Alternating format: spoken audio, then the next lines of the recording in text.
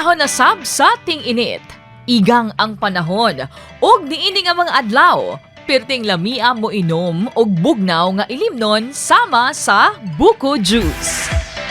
Dinhi sa dakbayan sa Davao, dunay usa ka iladong bukuhan nga gipanag-iyahan ni Joseph Diokino. Halos kada adlaw, di mahutdan og buko juice ug uban pang mga pagkaon kining iyang pwesto.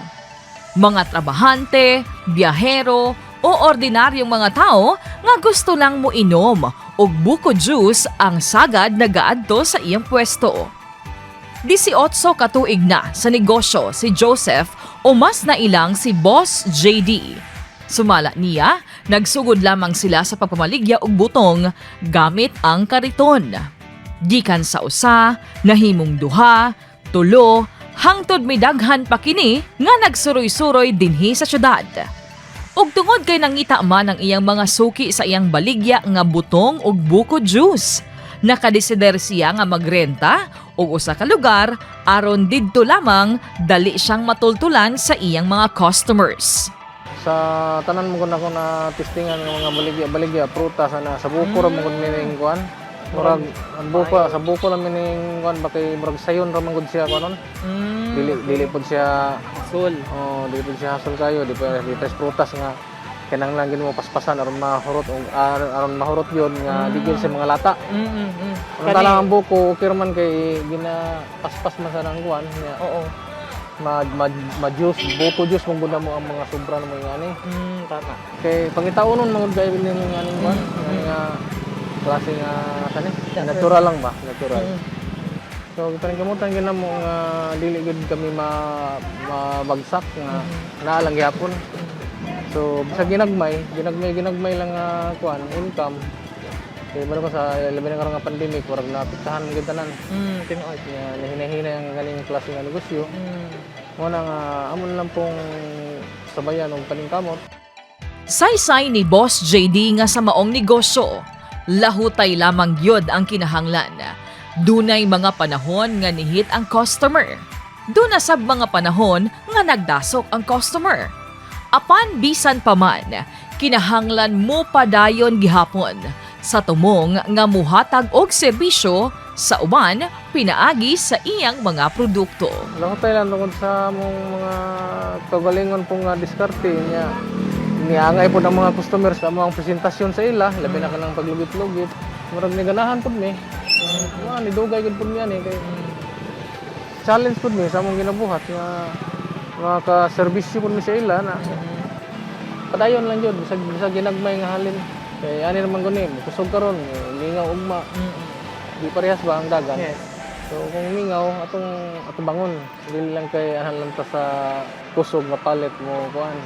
Focus. Kung lisod, padayon gyapon. Padayon lang gyapon ta, ato lang gyapon dawaton sa gihatag sa Ginoo sa tuwa nga Gyud no. mga panalangin.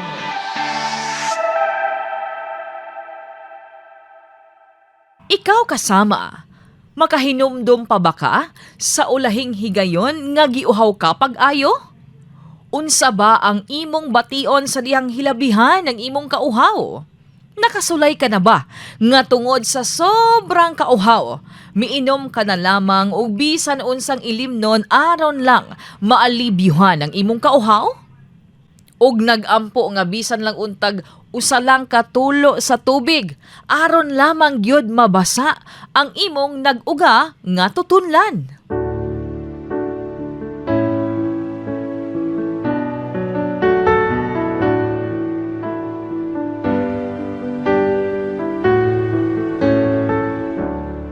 Niining panahon sa Semana Santa, atong gihinumdom ang kamatayon ni Ginoong Hesukristo didto sa krus.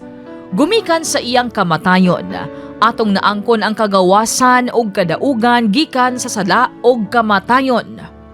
Tungod sa grasya, nakaangkon kita og kinabuhing walay katapusan. Sa Biblia, sa Juan, Kapitulo 19, versikulo 28 giingon, human niini si Jesus nga nasayod nga ang tanan natuman na ug aron pagtuman sa kasulatan miingon, giuhaw ako.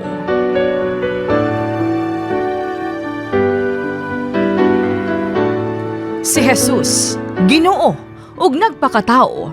Gibati usab og kauhaw. Grabeng kauhaw.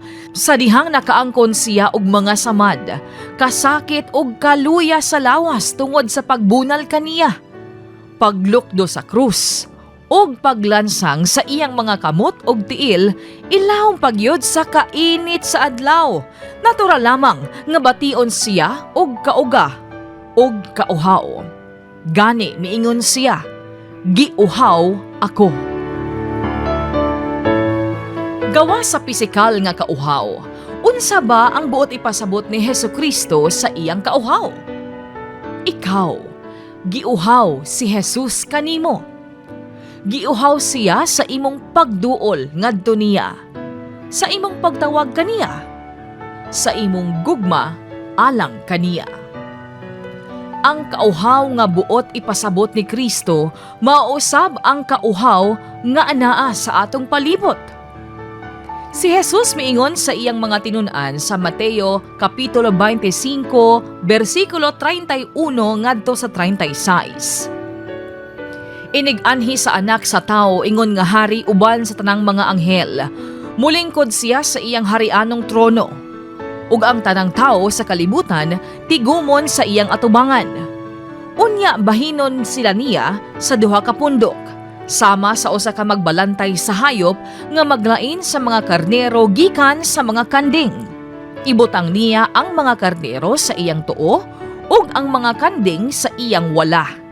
Unya ang hari moingon sa mga tao sa iyang tuo, duol kamo nga gipanalanginan sa akong amahan ug dawatan ninyo ang gingharian nga giandam alang kaninyo sukad pa sa pagbuhat sa kalibutan.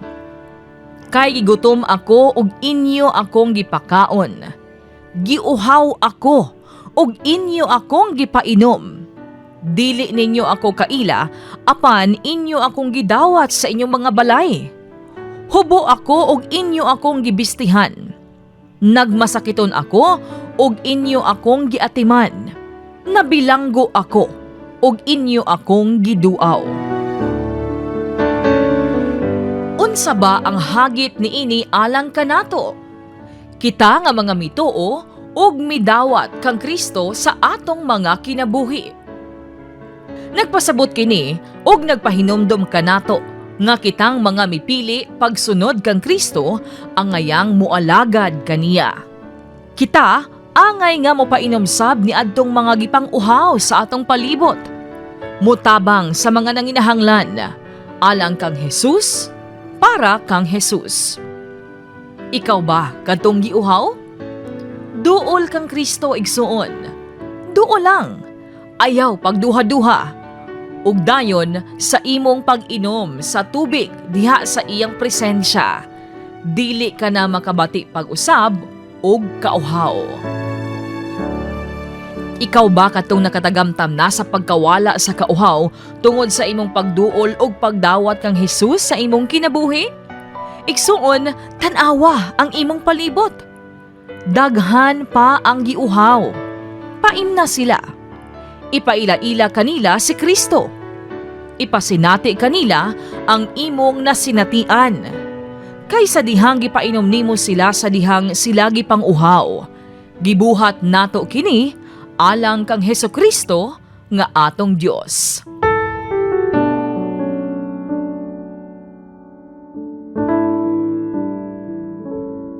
Mga kasama, kini si Radyoman Michelle Miral Galve. Nakigduyog sa Kristohanong kasaulungan sa kamatayon ug pagkabanhaw ni Ginoong Hesukristo. Sa kanunay, dalaygon ang Dios.